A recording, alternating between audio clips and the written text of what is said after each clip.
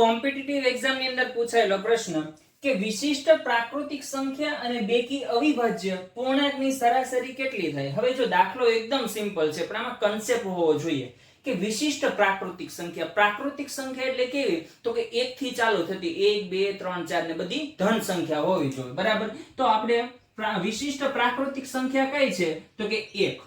બરાબર.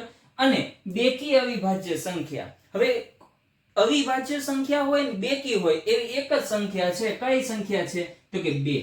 બરાબર. આની સિવાયની બધી સંખ્યા એકી સંખ્યા છે અને અવિભાજ્ય છે, પણ 2 બગડો એક એવી સંખ્યા છે જે બેકી હોવા છતાં પણ કેવી છે, અવિભાજ્ય છે. અને એક છે વિશિષ્ટ પ્રાકૃતિક સંખ્યા છે. બરાબર.